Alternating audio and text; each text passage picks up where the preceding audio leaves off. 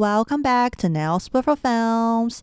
It's your favorite disgrace to society, and I'm still yapping about horse girls. Today, I'll be reviewing Musume Pretty Derby Beginning of a New Era, the first horse girl movie. It's quite solid. Jungle Pokke's story is very compelling, and the animation is well done. It's not as amazing as Season 2 or Cinderella Grey. Some of the characters could use more development, and the pacing can feel slow at times. But for Musume's first attempt at a movie, it's pretty good. I was entertained, and the third act made me cry. Same as last time, instead of telling you why the movie is good, I will educate you on the real life of Jungle Pokke and how cleverly Musume adapted it. I won't go too deep. Feel free to comment on anything I missed below. Let's get into it. In Musume, Jungle Pokke highly admires Fuji Kiseki. Fuji's Yayoi Sho is what inspired her to run in the Twinkle series. In real life, the two were not related by blood, and when Fuji ran in the Yayoi Sho, Pokke wasn't even born yet. However, they had the same owner, trainer, groom, and jockey, which is why they have the same trainer in Musume. Fuji's Yayoi Sho win was indeed very impressive. Although he got caught up by the second place horse after the third corner, he managed to pull away in the last 100 meters and win by 2.5 horse lengths. Jungle Pokke debuted about 5.5 years after that, and the movie quickly goes over his first two races in the opening, where he got first place both times. Her next race, also her first time running against Agnes Tachyon, is the Hopeful Stakes. In real life, it was still a G3 race at that time and was called the Radio Tampa High. Before the race, Pokke tells Tachyon that she's raced with all kinds of opponents, and she can tell Tachyon is fast. This might be a reference to Pokke's debut race, where all 8 horses would go on to be race winners, including Pokke. 3 horses won graded races in their careers, and 2 won G1 races. In the JRA, most horses retire without any wins, which means that Pokke's debut race was quite competitive. All of the horses had great potential. Pokke's instinct about Tachyon turns out to be right. Not only did he win the Radio Tampa High, but it was also the record time for 200-meter races of 2-year-old horses. After the race, Tachyon's jockey said that he was certain that Tachyon was on another level. His trainer, who was concerned about how Tachyon would perform against strong opponents like Pokke, also acknowledged that Tachyon was superior to his brother, Agnes Flight, who had won the Japanese Derby that year. This was another high-level race with 3 horses who would go on to win G1 races.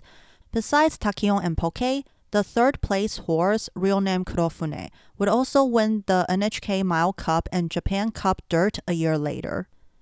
A day after the Radio Tampa High, it was the Arima Kinen, where Teiem Operao won by a nose length after being blocked for the majority of the race. Operao was absolutely dominant in 2000. He won 8 races, all graded, and 5 were G1. He was the first horse to win 5 G1s within a year, and the first to win all of the senior, mid, and long-distance G1 races.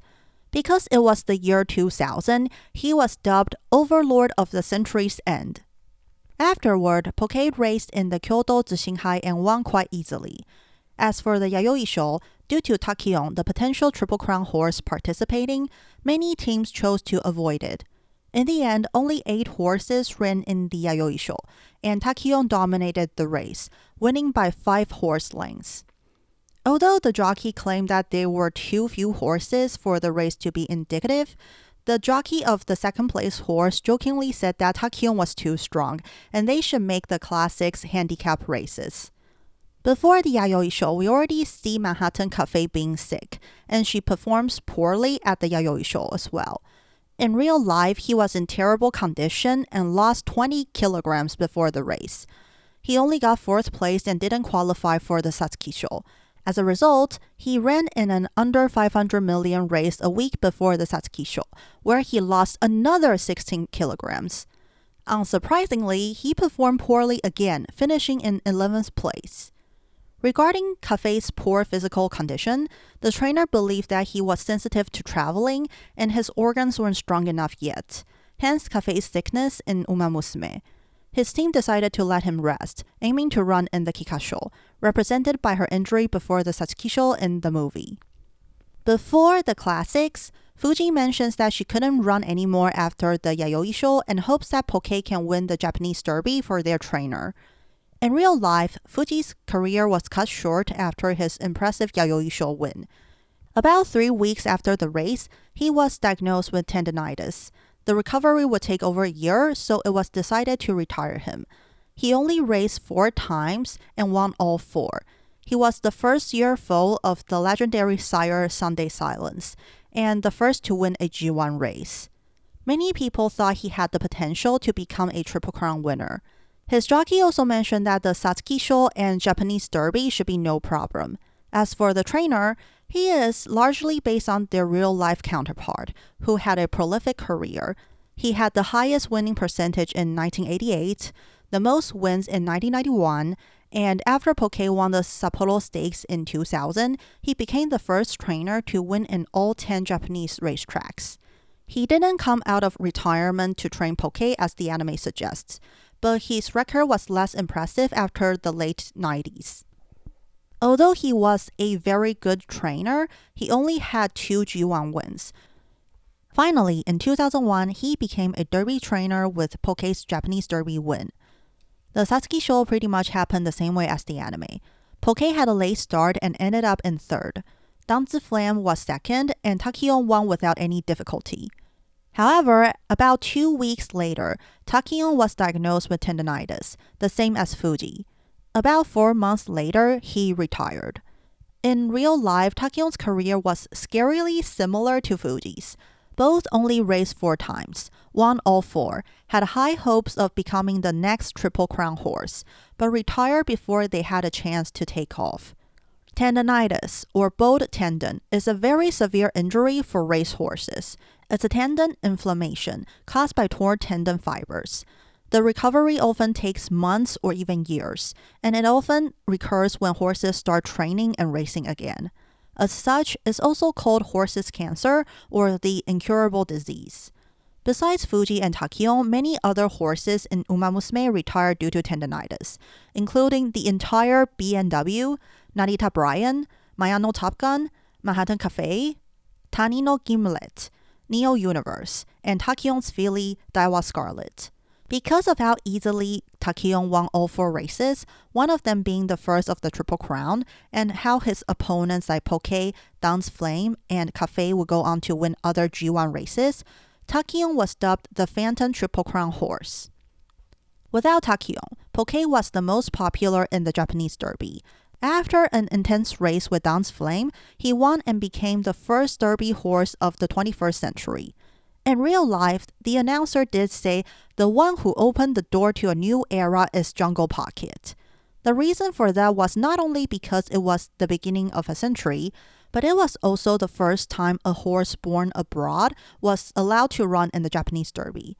The aforementioned Kurofune, or Perry's theme in Musume, was that foreign-born horse, hence the repeated mention of her in the movie.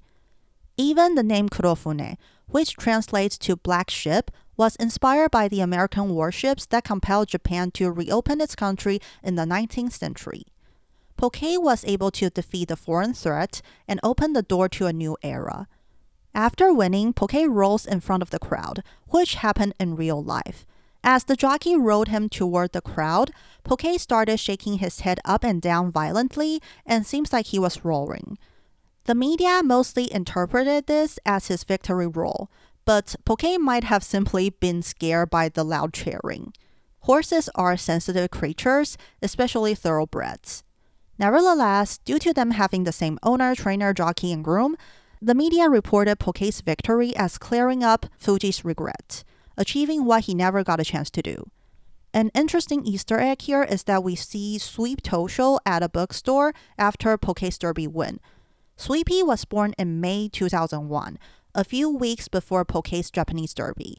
She also had the same trainer as Pokke and Fuji until he retired in 2004. Anyway, next up is Musume's signature, the summer camp, and we start to see that something is bothering Pokke. Although she won the Japanese Derby, becoming the strongest in everyone's eyes, she's still comparing herself to Tachyon. She's stuck in the shadow of the phantom Triple Crown horse girl, believing that she will never truly be the strongest. As a result, she loses her next two races, the Sapporo Kinen and the Kikka Sho, despite being the most popular both times. For the Kikka Sho, although it was raining that day, it was nowhere near as dark as the movie, which is most likely done to reflect Pokke's slump. Cafe won the Kikka Sho, while Pokke only got 4th place. Throughout the movie, both Cafe and Tachyon keep mentioning Cafe's friend, whom only she can see. In the game, Cafe can see ghosts and calls them her friends, and the one she's referring to in the movie is most likely the aforementioned Sunday Silence, an American racehorse who won 6 G1 in the US, including the Kentucky Derby and Preakness Stake, 2 of the Triple Crown. The reason for that is, in real life, Sunday Silence sired many great Japanese horses, Cafe being one of them. The 2 horses looked very similar, and her friend in the movie looks like her as well. Tachyon was also sired by Sunday Silence, so it makes sense why Cafe sees Tachyon almost catching up with her friend in the Satsuki Sho. After the disappointing Kikka Sho, Fuji notices Pokke's mental block and races with her. This is a pretty smart move by the movie. Not only did Fuji and Pokke have the same team, but Fuji and Tachyon were also so much alike. They were both phantoms, the could-have-been Triple Crown horses. With the race, she pulls Pokke out of her slump, and Pokke finally remembers why she runs. Of course, in real life, Fuji never returned to racing, but it's a nice, heartwarming touch by the movie. A notable thing here is that Pokke switched jockeys during this period. His owner was dissatisfied with how the original jockey rode Pokke in the 2 races that he lost, but they had trouble finding a successor. They even asked Tachyon's jockey, who refused. They eventually asked a French jockey who was in Japan on a short-term license. After pulling herself together, Pokke's next challenge is the Japan Cup. Because of how close the Kikka Sho and the Japan Cup are, only a month or less apart, it's unusual for 3-year-old horses to run in both races. In the rare cases that they do, they don't do well. Before Pokke, only 15 horses ran in both races, and the best they did was 3rd place, which was done by Simply Rudolph, Winning Ticket, and Special Week. Only one JRA 3-year-old horse had won the Japan Cup at that time, and it was El Condor Pasa, who didn't run in the classics. It's quite difficult for younger horses to compete against more mature ones, especially if they've already raced a month earlier. In Pokke's case, the 2 races were only 1 month and 4 days apart, and he faced the Overlord. After winning the Spring Tenno-sho in 2001, Opera-o had 7 G1 wins under his belt, which tied the record set by Rudolph 16 years ago. Many fans were excited by the possibility of a new record, but Opera-o lost the Takaratsuka Kinen and the Fall Tenno-sho afterward, getting 2nd place both times. Still, hopes were high for him to break the record and possibly become the first horse to win the Japan Cup consecutively. As such, he was the most popular horse in the Japan Cup.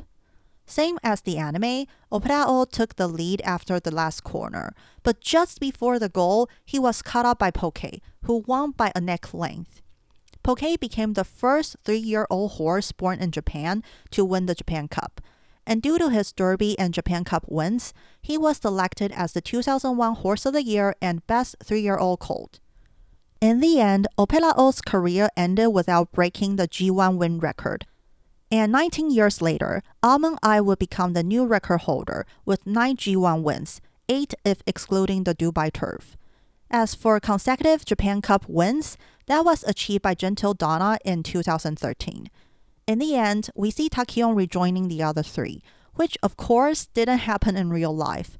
But still, it's nice to see that despite her eccentricity, Tachyon wishes to run, just like any other umamusume. Lastly, I want to share my thoughts on the movie. As I mentioned, it's pretty good. I find Pokke's story to be relatable and encouraging. She starts out as an overconfident kid who believes she can be the best.